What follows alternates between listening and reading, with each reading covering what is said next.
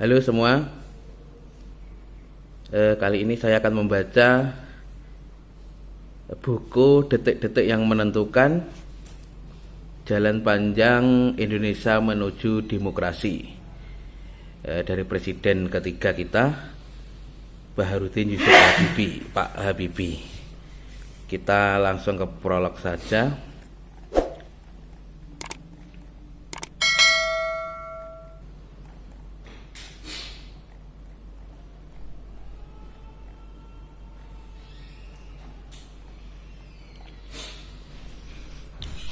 Prahara kembali menghantam bangsa Indonesia pada siklus 30 tahunan. Kemelut politik pada pertengahan dekade 1960-an kembali berulang dengan krisis multidimensi yang diawali dengan adanya krisis moneter pada pertengahan tahun 1997. Salah urus kenegaraan memasuki tahun 60-an telah membawa Indonesia pada kesulitan ekonomi yang sangat berat. Inflasi mencapai 50%, korupsi merajalela, barang kebutuhan pokok sehari-hari mengalami kelangkaan di mana-mana. Kondisi buruk tersebut diperparah oleh krisis politik yang akhirnya memuncak pada tragedi nasional dengan korban jiwa banyak orang pada tanggal 30 September 1965. Melalui usaha keras disertai dengan bantuan negara-negara donor, negara Indonesia akhirnya berhasil bangkit kembali. Selama 3 dasawarsa berikutnya, Indonesia menikmati perubahan ekonomi yang mengesankan, bahkan disebut sebagai negara Asia berkinerja tinggi oleh Bank Dunia. Memasuki dasawarsa 90-an, pemerintah Orde Baru mulai menampakkan kekurangan-kekurangan yang mendapat kritik tajam karena pemerintahan yang terlalu sentralistik serta munculnya korupsi, kolusi, dan nepotisme secara signifikan. Tapi semua kritik tersebut tidak dapat perhatian yang serius dari pemerintahan saat itu. Sementara dalam pembangunan perekonomian Indonesia tampak pertumbuhan yang sangat pesat. Bahkan dalam laporan tahunan 1997, Bank Dunia masih meramalkan pertumbuhan Indonesia pada tingkat rata-rata 7,8%. Dalam pertumbuhan ekonomi yang tinggi itu, pada pertengahan 1997 timbullah krisis moneter, di mana situasi semakin tidak terkontrol dan berkembang menjadi krisis multidimensi berkepanjangan di berbagai bidang. Efeknya sangat menyengsarakan rakyat. Krisis moneter yang terjadi di Indonesia adalah efek domino dari krisis serupa yang dimulai dengan menurunnya nilai mata uang Thailand Baht pada dolar Amerika Serikat pada 2 Juli 1997 dari 24,7 Baht per dolar Amerika Serikat menjadi 29,1 Baht per dolar Amerika Serikat.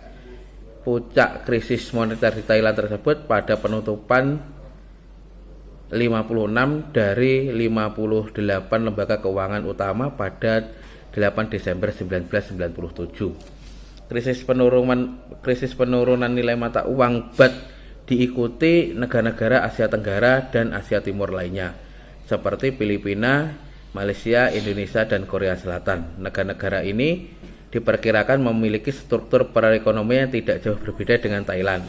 Krisis memicu pelarian modal asing dari negara-negara tersebut, membuat sistem perbankan di negara-negara tersebut ambruk satu demi persatu. Di Indonesia, tanda-tanda adanya krisis terjadi pada minggu kedua Juli 1997 ketika kurs rupiah merosot dari 2.432 per dolar Amerika Serikat menjadi 3.000 rupiah per dolar Amerika Serikat. Bank Indonesia berusaha membuat sejumlah kebijakan dengan melebarkan rentang kendali rupiah. Namun krisis moneter yang diikuti dengan semakin menipisnya tingkat kepercayaan membuat nilai rupiah semakin sulit dikontrol. Langkah Presiden Soeharto mengundang Dana Moneter Internasional (IMF) untuk membantu krisis pada 8 Oktober tidak banyak membantu. Kebijakan pemerintah menutup 19 bank membuat pelaku usaha semakin kehilangan arah. Nilai rupiah semakin terperosok ke level 5.097 rupiah per dolar AS Amerika Serikat. pada Januari 1998. Rupiah semakin melemah menjadi Rp9.800 per dolar Amerika Serikat dan mencapai Rp11.050 pada akhir Januari 1998. Krisis moneter mengakibatkan sistem perbankan Indonesia tidak berfungsi dengan baik dalam waktu cukup lama, sehingga tidak mampu mendorong pertumbuhan sektor real dan dunia usaha. Kegiatan bisnis mengalami stagnasi, persediaan barang khususnya kebutuhan bahan pokok mengalami hambatan, baik untuk kebutuhan domestik maupun ekspor. Krisis pangan dan penyediaan sembako, 9 bahan pokok pun tidak dapat dihindari. Macetnya dunia usaha mengakibatkan perusahaan melakukan PHK, semakin memperbanyak jumlah pengangguran yang meningkat sejak 1995.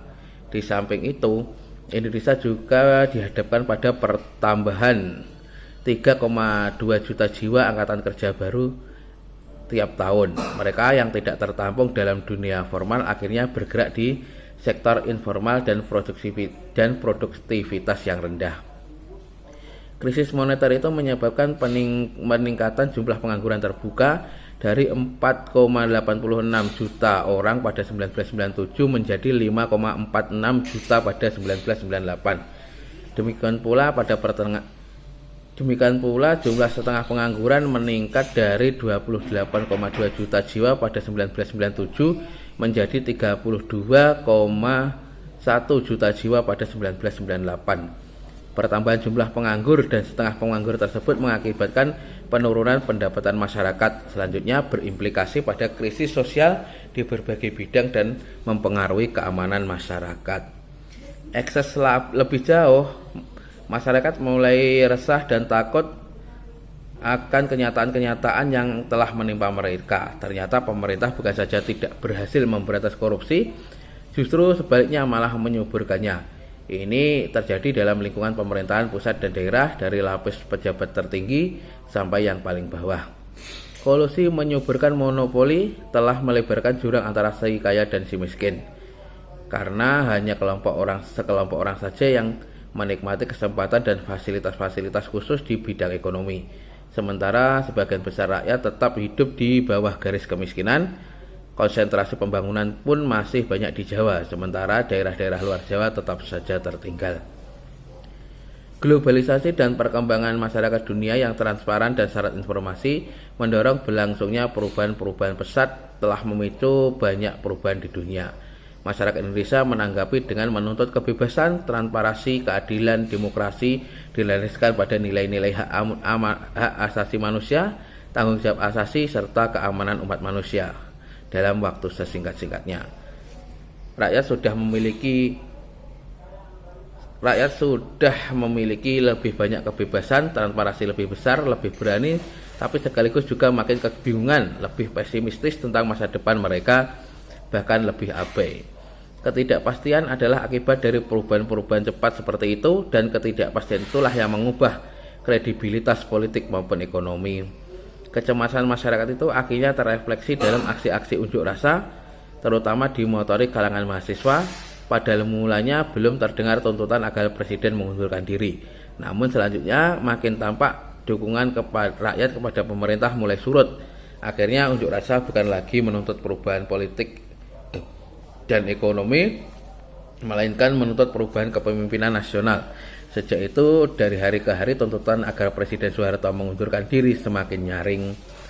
Pada malam resepsi hari ulang tahun Golkar ke-33, tanggal 20 Oktober 1997, Presiden Soeharto tidak serta-merta menerima pencalonan kembali dirinya oleh Golkar menjadi presiden periode 1998-2003. Pencalonan golongan karya itu sangat penting mengingat golongan karya memiliki 567 kursi dari 1000 kursi di MPR. Pemilihan umum pada tahun 1997 menempatkan Golkar sebagai pemenang dengan 74,51%, sehingga memperoleh 325 kursi di DPR. Sesuai ketentuan perundangan yang ada, maka fraksi Golkar di MPR kemudian mendapatkan tambahan 242 kursi sehingga menjadi 567 kursi atau 56,7%. Seperti diketahui, Sistem politik yang berlaku saat itu menjadikan Presiden mempunyai kekuasaan yang amat besar. Sebagai Ketua Dewan Pembina Golkar dan sebagai Presiden Soeharto mengendalikan fraksi Golkar, fraksi ABRI di DPR maupun fraksi Golkar, fraksi ABRI dan utusan daerah di MPR melalui seorang koordinator harian keluarga besar Golkar dan beberapa orang koordinator harian pengganti. Dengan demikian di DPR Presiden dapat mengendalikan 400 kursi, 325 kursi dari fraksi Golkar dan 75 kursi dari fraksi ABRI atau sebesar 80%. Sedangkan di MPR mengendalikan 829 kursi, 576 kursi fraksi Golkar, 113 fraksi ABRI dan 149 kursi utusan daerah atau sebesar 83%. Dengan konsep keluarga besar Golkar tersebut, memang Presiden mempunyai pengaruh yang amat besar dan amat menentukan setiap keputusan yang dibuat oleh DPR maupun MPR. Meskipun demikian, Presiden Soeharto meminta agar proses pencalonannya dicek kembali. Apakah benar semua jajaran keluarga Golkar menghendaki dirinya?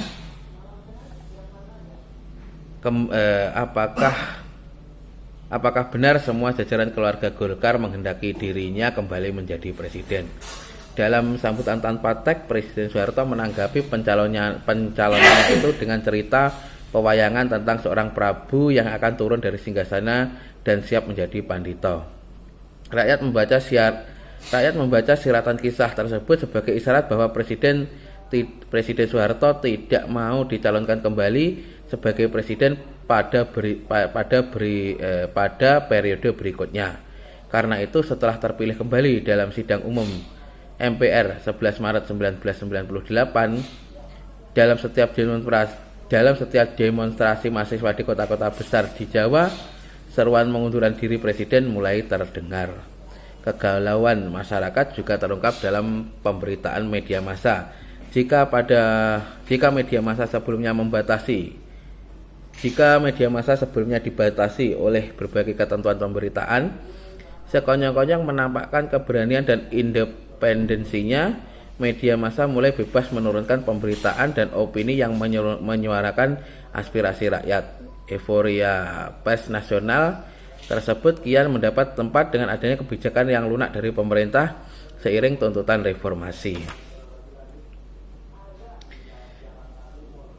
Rangkaian aksi kerusuhan mencapai puncaknya ditandai dengan meletusnya tragedi Trisakti pada 12 Mei 1998. Pada waktu itu mahasiswa Universitas Trisakti sedang melancarkan aksi unjuk rasa, namun dihadang oleh aparat keamanan dan terjadilah bentrokan yang menewaskan 4 orang mahasiswa akibat penembakan peluru tajam. Tragedi ini menjadi bagian pemicu dari rangkaian kerusuhan besar pada 13 sampai 15 Mei. Kerusuhan juga berlangsung di beberapa daerah, telah menimbulkan korban ratusan jiwa dan harta benda. Aksi-aksi kekerasan massa, perusakan, pembakaran, penjarahan, hingga tindakan asusila menimbulkan kesedihan atau luka yang mendalam bagi bangsa Indonesia. Aksi kekerasan itu adalah perbuatan di luar dugaan karena dilakukan sesama rakyat Indonesia yang sebelumnya terkenal dengan keramahan dan kesantunannya. Ketika puncak peristiwa kerusuhan itu terjadi, Presiden Soeharto sedang berada di Kairo, Mesir, untuk mengadakan pertemuan G15 pada tanggal 13 sampai 14 Mei 1998. Melihat semua peristiwa memulihkan ini, Wakil Presiden menyampaikan pernyataan keprihatinan pemerintah yang amat dalam dan seruan kepada masyarakat agar dapat menahan diri. Pernyataan dan seruan ini dibacakan di Istana Wakil Presiden pada pukul 11 malam hari Rabu. Di Jakarta, korban-korban akibat kerusuhan telah berjatuhan. Pemerintah daerah Tangerang mencatat lebih dari 100 jenazah hangus terbakar di sebuah komplek pertokoan. Pemda Bekasi juga menemukan puluhan mayat korban kerusuhan. Pusat Penerangan ABRI melaporkan jumlah korban jiwa mencapai 500 orang, belum lagi korban kerusuhan yang terjadi di Surakarta, Jawa Tengah dan beberapa daerah lain. Diperkirakan korban melebihi jumlah tersebut. Gubernur DKI Jaya Sutioso kepada pers mengumumkan sedikitnya 4.939 bangunan rusak akibat dibakar, 1.119 mobil pribadi hangus, angkutan umum 66 buah dan 821 sepeda motor hangus dibakar. Rumah penduduk yang terbakar mencapai 1.026 buah. Jumlah bank yang dirusak 64, terdiri dari 313 kantor cabang, 179 kantor cabang pembantu, dan 26 kantor kas. Total kerugian fisik bangunan ditaksir mencapai 2,5 triliun rupiah lebih, belum termasuk isinya. Kerugian akibat kerusuhan Mei 1998 jauh lebih buruk dibandingkan kerusuhan malapetaka 15 Januari 1997 Malari di Jakarta yang telah merusak 144 bangunan, atau dibandingkan pada kasus 27 Juli 1998 yang menghancurkan puluhan bangunan dan kendaraan senilai 100 miliar rupiah, belum termasuk korban jiwa. Tersangka kerusuhan tersebut sekitar 1.000 orang sempat ditangkap oleh aparatur. Mereka adalah para pelaku kerusuhan dan penjarahan di Jakarta dan sekitarnya. Setelah Presiden Soeharto selesai mengikuti konferensi tingkat tinggi KTT kelompok G15 di Kairo, Mesir 13-14 Mei 1998, Presiden Soeharto mengadakan silaturahmi dengan masyarakat Indonesia di Kairo. Sebagaimana dikutip beberapa media, Presiden Soeharto mengatakan bila rakyat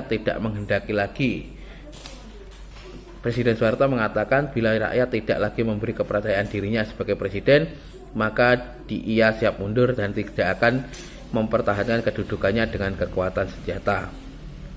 Ia selanjutnya akan mengundurkan diri dan mendekatkan diri pada Tuhan Yang Maha Esa dengan keluarga, anak-anak dan cucu-cucu.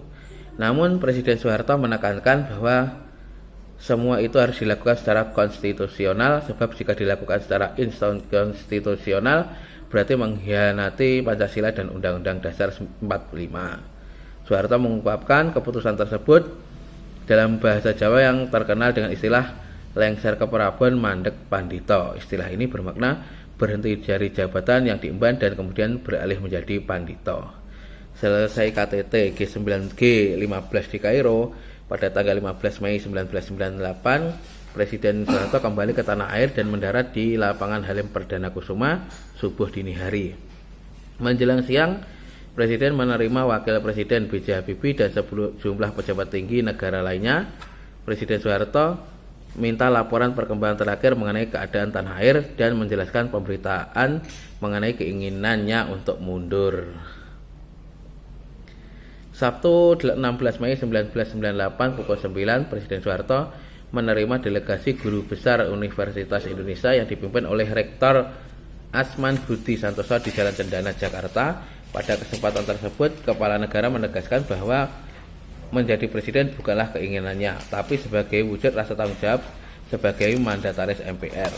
Tujuan pertemuan dengan sejumlah guru besar Universitas Indonesia tersebut adalah menyampaikan hasil simposium kepedulian UI terhadap tatanan masa depan Indonesia. Dalam pertemuan tersebut hadir Wakil Presiden B.J. Habibie, para menteri koordinator dan sekretaris negara. Pertemuan selesai pukul 10.45. Presiden Soeharto selanjutnya menerima pimpinan DPR yang sebelumnya sudah berada di Jalan Cendana untuk mengadakan rapat konsultasi dengan Presiden. Pertemuan dengan pimpinan DPR yang terdiri atas Harmoko, Ketua, Ismail Hasan Metarium, Fatimah Ahmad, Sarwan Hamid, dan Abdul Ghafur, dan Sekretaris Jenderal DPR RI Afif Ma'ruf dimulai pukul 11. Presiden Soeharto mengawali pertemuan ini dengan menanggapi pemberitaan pers yang menjelaskan bahwa ia siap mundur dari jabatan presiden adalah tidak benar. Apa yang telah menjadi berita utama media ternyata tidak sesuai dengan maksudnya. Bantahan serupa sebelumnya memang telah dikemukakan oleh Menteri Penerangan Alwi Dahlan. Menurut Alwi, Presiden Soeharto tidak pernah menyatakan akan mundur. Menpan selanjutnya mengulangi lagi kata demi kata apa yang telah diucapkan Presiden Soeharto di Kairo tersebut. Presiden jelas Alwi mengatakan kalau masyarakat tidak lagi memberi kepercayaan, sebenarnya tidak masalah. Kalau tidak percaya ya sudah, saya tidak akan mempertahankan dengan kekuatan senjata. Alwi melanjutkan pernyataan Presiden Soeharto, saya barangkali tidak dipercaya oleh rakyat. Saya akan menjadi pandita, akan mendekatkan diri pada Tuhan, akan mendekatkan diri dengan Tuhan, membimbing anak-anak supaya menjadi orang yang baik, kepada masyarakat bisa memberikan nasihat bagi negara. Tutwuri Handayani. Pada awalnya pimpinan DPR bermaksud mengadakan klarifikasi atas pernyataan Presiden Soeharto di Kairo tentang keinginannya siap mundur sebagai presiden. Tapi materi konsultasi berubah dan pimpinan DPR menyampaikan dua hal. Pertama, Dewan akan menyampaikan agenda reformasi. Kedua, Dewan akan menyampaikan aspirasi masyarakat yang Dewan menyampaikan aspirasi masyarakat yang datang ke DPR. Dalam pertemuan antara Presiden Soeharto dan pimpinan DPR tersebut, Presiden mengenakan saparai coklat, tampak ceria dan tidak terlihat adanya tanda-tanda kelelahan walau ia baru saja tiba di Jakarta dari Kairo. Harmoko yang berbicara atas nama pimpinan DPR MPR menyampaikan sejumlah tuntutan reformasi yang semakin deras mengalir. Tuntutan reformasi itu pada intinya dapat disimbolkan menjadi tiga hal. Pertama, perlunya melaksanakan reformasi total. Kedua, menyampaikan keinginan rakyat agar Presiden Soeharto mengundurkan diri. Ketiga, mendesak dilaksanakannya sidang istimewa MPR. Dalam pertemuan dengan pimpinan DPR yang berlangsung 1 jam 30 menit tersebut, Presiden selanjutnya meminta penilaian DPR. Ia juga bertanya apakah DPR dan fraksi-fraksinya juga menilai dirinya akan mengundurkan diri. Presiden Soeharto menambahkan ia mengerti adanya kegelisahan masyarakat dan adanya kerusakan. Karena itu ia menegaskan akan melindungi harta benda rakyat, aset nasional, memelihara persatuan dan kesatuan bangsa, Pancasila dan Undang-Undang Dasar 1945. Untuk melaksanakan janji-janji tersebut, Presiden Soeharto menegaskan tiga hal. Pertama, mempersilahkan kelanjutan jalannya reformasi. Kedua, memperbaiki kinerja pemerintahan dengan melakukan reshuffle kabinet. Dan terakhir, Presiden akan menggunakan wewenang untuk melindungi keamanan rakyat dengan TAP MPR nomor 5 1998. Menanggapi penjelasan Presiden Soeharto tersebut, Ketua DPR menanyakan tentang aspirasi masyarakat yang menghendaki pengunduran diri Presiden. Presiden Soeharto pun menjawab, ya itu terserah DPR. Kalau pimpinan DPR MPR menghendaki saya mundur, namun memang tidak ringan mengatasi masalah ini. Presiden pun menjawab, ya itu terserah DPR. Kalau pimpinan DPR MPR menghendaki, ya saya mundur. Namun memang tidak ringan mengatasi masalah ini. Harmoko pun langsung merespon, apakah hal tersebut tidak sebaiknya dilakukan oleh fraksi MPR, sebab fraksi MPR lah yang mengangkat Presiden. Menanggapi usulan Ketua DPR tersebut, Presiden menjawab tidak perlu karena anggota DPR yang beranggotakan 500 orang sudah mencerminkan anggota MPR. Pernyataan Presiden Soeharto pada rombongan pimpinan DPR kurang lebih sama dengan apa yang disampaikan kepada delegasi pimpinan Universitas Indonesia di tempat yang sama. Presiden Soeharto sudah mengatakan jika rakyat memang menginginkan dia diganti, ia mempersilahkan asal dilakukan secara konstitusional dan dalam hal itu sepenuhnya berada di tangan DPR MPR. Jabatan yang diembannya sekarang, tegas Soeharto, tidak atas kemauannya sendiri, tapi atas kehendak rakyat yang disalurkan melalui DPR MPR, sehingga semuanya terserah pada DPR.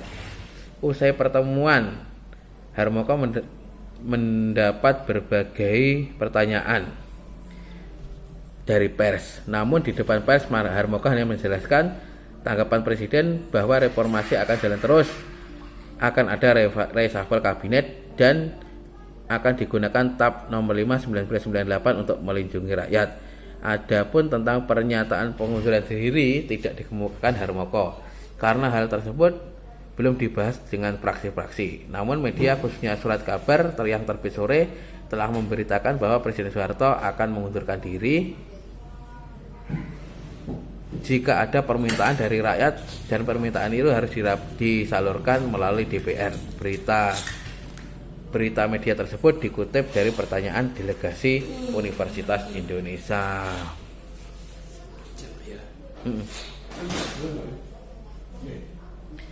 Menko Ekuin Ginanjar Kartasasmita sebelum menemui Presiden Soeharto di Jalan Cendana memaparkan kepada pers bahwa di DKI sedikitnya terdapat 500 satuan usaha yang mengalami gangguan. Jika satu usaha menyerap 10 pekerja, maka terdapat 50.000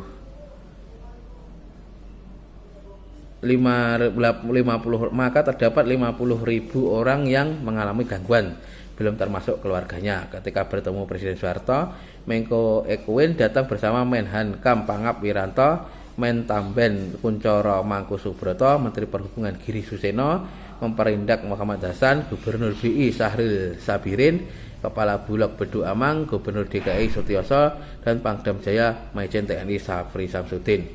Ginanjar menambahkan, kerugian material kerusuhan itu juga menyebabkan terganggunya sistem perekonomian, terutama dalam jangka panjang. Kerusuhan tidak hanya mengganggu pusat perdagangan besar, tapi juga kegiatan hulu hingga hilir. Sebelum terjadi kerusuhan selama beberapa hari itu, dunia perbankan sudah mengalami kesulitan besar akibat sejumlah bank ditutup. Pemerintah telah menempatkan sejumlah bank di bawah pengawasan Badan Penyihatan Perbankan Nasional BPPN. Menurut Gubernur BI Sahril Sabirin, ada 501 kantor bank dan 220 ATM mengalami kerusakan akibat pembakaran perusahaan dan penjarahan. Pada 14 dan 15 Mei, sejumlah bank tidak bisa beroperasi sehingga BI meniadakan clearing. Tapi Bank Indonesia kondisinya sudah normal dan mulai beroperasi secara penuh sejak Senin 18 Mei 1998. Sementara itu, untuk mengantisipasi kekhawatiran dan kelangkaan bahan pokok kebutuhan sehari-hari, pemerintah menghimbau agar masyarakat tidak membeli barang secara berlebihan setelah pada beberapa hari terakhir muncul kelangkaan bahan pokok akibat ditutupnya sejumlah besar toko-toko. Isu kelangkaan bahan kebutuhan pokok sehari-hari ini semakin menggelisahkan rakyat. Untuk menghilangkan kegelisahan tersebut, Memperindak Bob Hasan mengumumkan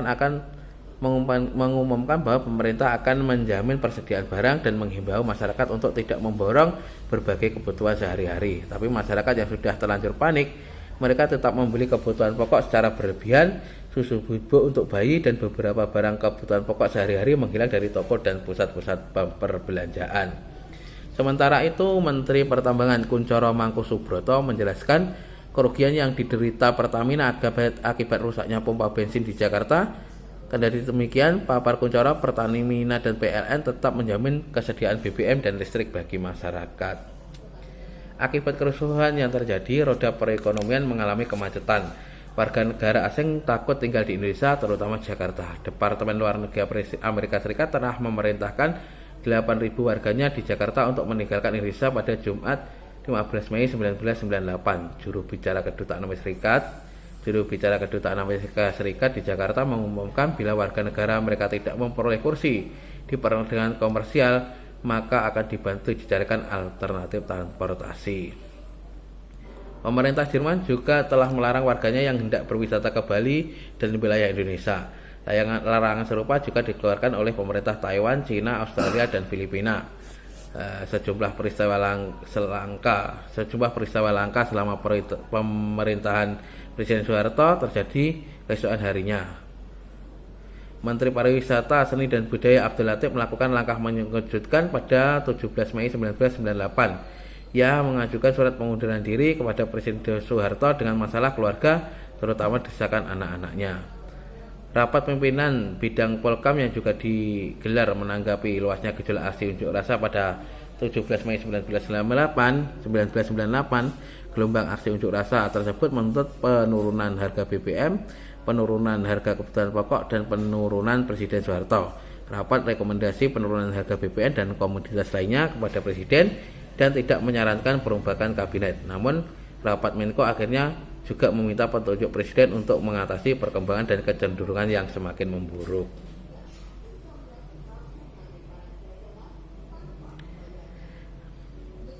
Senin 18 Mei 1998. Sejak pagi gedung DPR MPR mulai dipadati mahasiswa dan berbagai unsur masyarakat. Mereka semakin banyak di siang hari. Tuntutan reformasi total termasuk pengunduran diri Presiden Soeharto semakin mengeras disuarakan mahasiswa dari seluruh penjuru tanah air. Pimpinan DPR yang telah berkumpul di gedung mengadakan rapat untuk menyampaikan sebuah keterangan pers. Keputusan ini diambil untuk mencermati keadaan semakin panas dan sangat berbahaya bagi kesatuan bangsa. Setelah berjam-jam merundingkan konsep redaksional dan dikonsultasikan dengan pimpinan fraksi, keterangan pers tersebut akhirnya dibacakan oleh Ketua DPR RI Harmoko didampingi oleh Wakil Ketua Sarawan Hamid fraksi ABRI, Abdul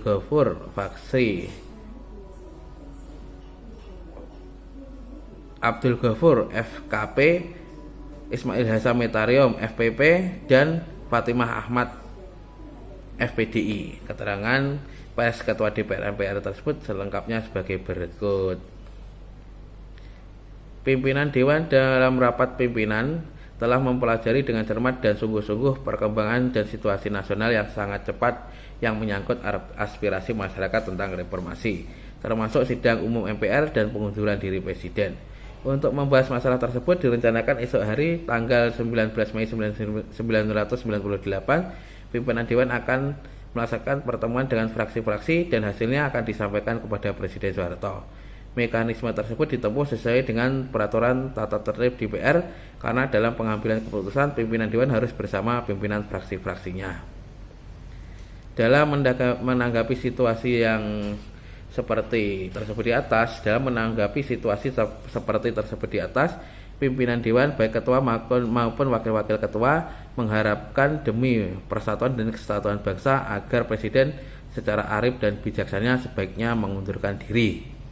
Pimpinan Dewan menyerukan kepada seluruh masyarakat agar tetap tenang, menahan diri dan menjaga persatuan dan kesatuan serta mewujudkan keamanan dan ketertiban supaya segala sesuatu dapat berjalan secara konstitusional.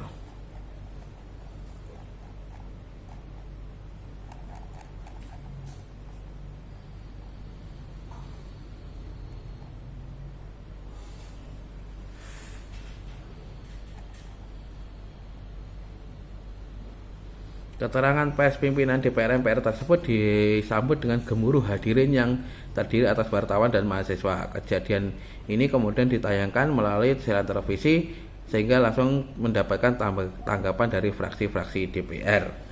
Ketua Fraksi Persatuan Pembangunan FPP Hamzahas mengatakan bahwa soal permintaan Presiden Soeharto mundur merupakan aspirasi FPP, sedangkan fraksi Partai Demokrasi Indonesia menurut Ketua Fraksi Budi Harjono telah menerima pemasukan dari berbagai pihak. Budi menegaskan FPDI sepakat Presiden Soeharto mempertimbangkan untuk mengundurkan diri dengan penuh hormat dan dilaksanakan secara konstitusional demi kepentingan bangsa dan negara.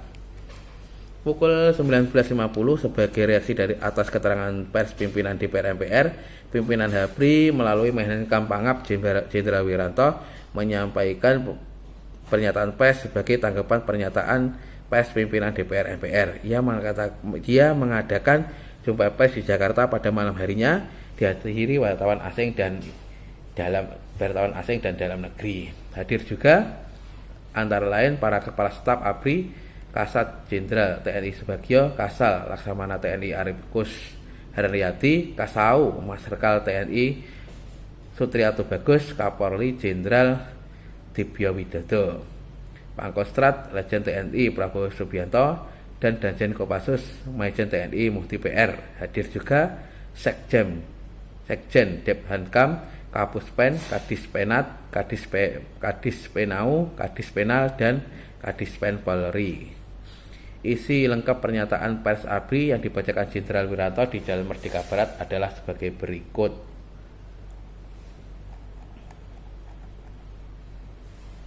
Saudara-saudara sekalian, masih hangat dalam ingatan kita peristiwa pembakaran dan penjarahan massal yang dilakukan secara kalap oleh masyarakat yang lupa diri, termakan ajakan, hasutan, dan dorongan dari pihak yang tidak bertanggung jawab, yang hanya mengutamakan kepentingan pribadi dan kelompok tertentu.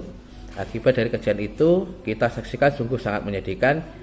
Di samping korban jiwa ditambah angka kerugian material yang sangat tinggi, kita juga masih merasakan akibat berantai dari kejadian tersebut dalam waktu yang cukup lama. Betapa berat dan mahal resiko dari sebuah komunitas yang sudah kehilangan kontrol sesaat atas dirinya. Mengingkari agama, mengingkari hukum dan etika, belum dingin bara api yang melalap bangunan pemerintah, toko-toko, dan rumah penduduk, belum selesai para keluarga meratapi para familinya yang menjadi korban kerusuhan massa. Mereka terdorong oleh arus kebebasan yang berlebihan hingga mengganggu kebebasan orang lain, bahkan mengancam keselamatan jiwa, harta masyarakat, dan fasilitas umum. Oleh karena itu, ABRI sebagai bayangkari negara yang tetap konsisten akan perannya sebagai stabilisator yang berarti membela dan menjaga konstitusi serta stabilitas nasional, berharap kepada seluruh masyarakat untuk tetap melakukan kegiatan dalam rambu-rambu hukum dan peraturan yang berlaku, dengan tidak mudah terpengaruh dan terhasut untuk melakukan berbagai tindakan yang nyata-nyata akan mengeruhkan suasana, bahkan tergiring untuk berhadapan dengan aparat keamanan. ABRI mengingatkan bahwa bangsa yang tidak menghormati dan mengingkari konstitusinya niscaya tidak akan tenang, bahwa akan sangat mudah terjumus ke dalam lembah kehancuran. Maka bagi pihak yang ingin menghasut, mendorong rakyat untuk bertindak anarkis, saya serukan agar memikirkan dan menghentikannya kegiatan ini. Saudara-saudara sekalian, terhadap pernyataan pimpinan DPR RI yang baru saja kita dengarkan bersama, maka ABRI berpendapat dan memahami bahwa pernyataan pimpinan DPR agar Presiden Soeharto mengundurkan diri adalah sikap dan pendapat individual. Maka ABRI berpendapat dan memahami bahwa pernyataan pimpinan DPR RI agar Presiden Soeharto mengundurkan diri adalah sikap dan pendapat individual, meskipun disampaikan secara kolektif. Sesuai dengan konstitusi, pendapat seperti itu tidak memiliki ketetapan hukum. Pendapat DPR harus diambil oleh seluruh anggota dewan melalui sidang paripurna DPR. ABRI masih berpendapat bahwa tugas dan kewajiban mendesak pemerintah yang menjadi tanggung jawab Presiden adalah melaksanakan reshuffle kabinet, melaksanakan reformasi secara menyeluruh, dan mengatasi krisis. Ini penting dilakukan agar bangsa Indonesia segera dapat keluar dari masa krisis ini. Agar reformasi yang hendak dilakukan dapat berjalan dengan baik, ABRI menyarankan agar dibentuk Dewan Reformasi yang beranggotakan unsur pemerintah dan masyarakat, terutama tokoh-tokoh kritis. Dewan ini akan berdampingan dengan DPR dan bekerja sama secara insentif. Bersambung ke sesi berikutnya. Terima kasih.